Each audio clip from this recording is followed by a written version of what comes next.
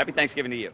All right, let's stay on the TSA for a minute. We're joining by satellite David Mercer, founder of Mercer and Associates, and we're fortunate to have him on the program. Good to see you, David.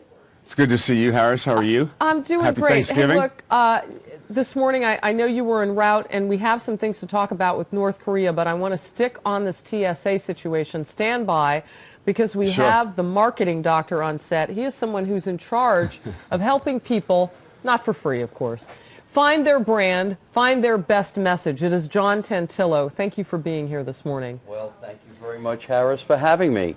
Problematic for the TSA right now is the message. And you saw the chief, John Pistol, over the weekend. On Friday morning or Friday afternoon, you saw him say, "I'm not going to change a thing."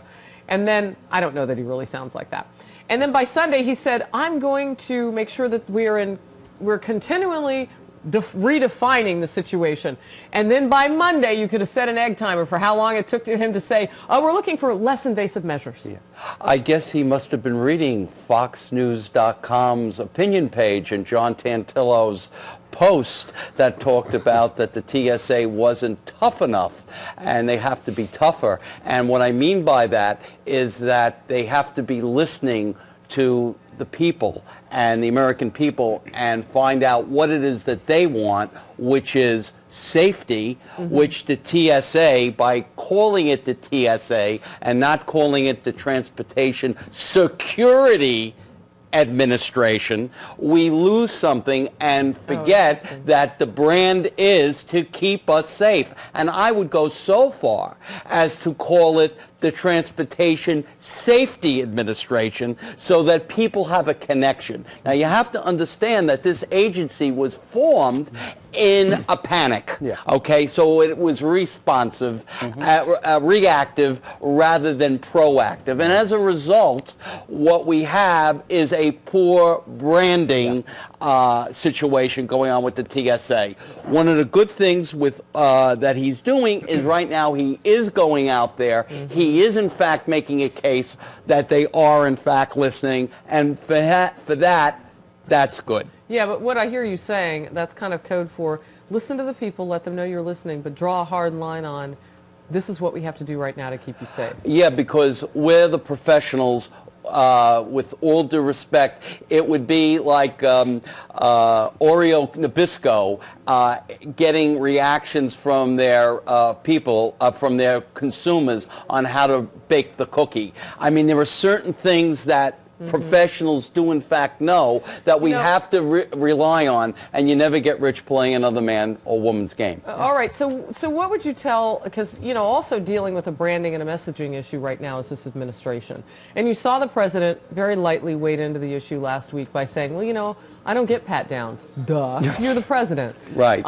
But he said, so I can understand the American people and what they're saying and their frustration, but the TSA also has a job to do. Oh, no question about it. And I think where we're having problems is concerning the methods for, in fact, keeping us safe. Well, and the president went on to say, I think it was the next day after that, he went on to say, well, look, I've already talked to my national, he said it through proxy, he didn't say it to people, but through his press agent, his press secretary. I've talked to the national security advisors here, and they're looking into how to make the TSA situation better, less invasive procedures. That's difficult because he can't really tell them how to do that. Okay, well, very interesting article that Joe Slakis, my good friend and who you know, sent me a link to the Daily Beast, and there are some actionables that the pilots have in fact presented in the Daily Beast, which is something I think that the TSA should in fact consider. And one of those items is that they have to be proactive as opposed to reactive. And what that means is they have to anticipate what the next terror tactic is going to be, as opposed to reacting to what it is. They're 11 months late with this one. All right, David, I want to bring you into the conversation. Sure, Harris. And I want to get back a little bit. Doctor, can you stick around for a second? Oh, I love it. Because we're going to change from the TSA. We're going to talk about North Korea, but this has to do with the branding and the marketing of this current administration. Before everybody else showed up, Chris and I were having a very deep conversation about the problematic nature for this president now. Mr. Obama wading himself into the North Korea/South Korea situation. He has to go beyond his comfort zone now. What would you suggest the president do at this point? I think he's doing it, and that was What is he doing? That is to emphatically let South Korea know that as our major ally, we stand side by side with them. And there have been signals sent through the military and engaging and being prepared to be side by side with South Korea should this escalate to another level. So I think it's a measured response, and it was a quick response in sending that signal to North Korea with the hopes of moving it off of any further aggressive action on the part of North Korea. Yeah, I'm sorry. I'm not sure. When you say we stand side by side with South Korea, what does that mean? What does that mean is that should this go further, we are with you, and that we are in communication. Whoa, wait a minute. Do you mean that you think that we would go to war over this?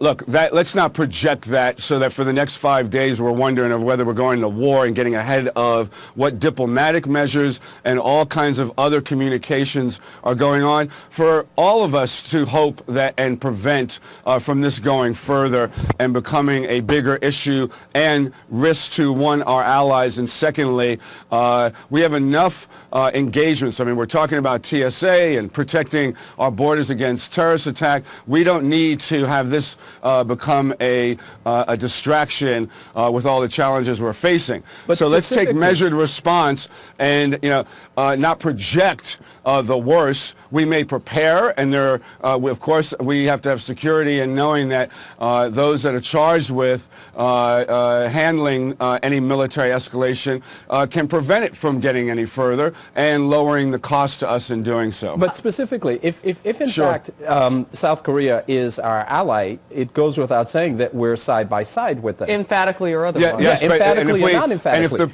And if the president did not stand up the moment that happened, and after consulting in the Situation Room his advisors, and put his face and his voice to this, to reassure both South Korea and anybody else that wants to second guess it, that the President of the United States, representing our interests and those of South Korea, I want you to know that we are not going to tolerate further action like this. Gentlemen, let me just interrupt a little bit from our viewers, because they're really hot on this topic. One Reese C. Cup says, "I'm so annoyed I can't even spell." I'm like reading the postings and they've got like all these typos because people are so mad they're just typing. Wait a minute. Ooh, emphatic, scary. That's from Tracy Petrisco. JPB53 asks the question that I would ask. Did I miss a memo on Barack Obama's message to North Korea? Did I miss that memo? Yeah, was that done privately? Hey, look, it was short and sweet, okay? Was it on a Post-it note? When did he say Passed it? to Tim Geithner, who's no longer even around? When did he say it? He said that when he landed in from his domestic trip yesterday. Were you there? Excuse me? I mean, maybe only you heard it. Yeah, because I'm sorry. So he, okay. I advise your audience, if I might do so, to do a Google on it. Statement on North Korea by Obama. It's there. Okay. I'm getting a lot of what Robert Smith is writing. Blah, blah, blah. Dr. Tantillo, before we take a quick break, I want to get your thought on just the president and the branding and this whole thing and the messaging with North Korea. Well, I just think it's very interesting that the question was asked, what is the president doing? I think there's a perception that the president really isn't there or isn't in when it comes to foreign affairs. David says he said something on the tarmac. Well, I know, he said something. What would be the response? What's the expectation, since we are in a dialogue? Is there a recommendation on the table for what the response should be, putting aside that a response has been made and on the record so far? That's an excellent question. We're going to take a quick Thank break. you. When we come back, Okay. Chris is on the hot seat to answer that one. We'll be right back.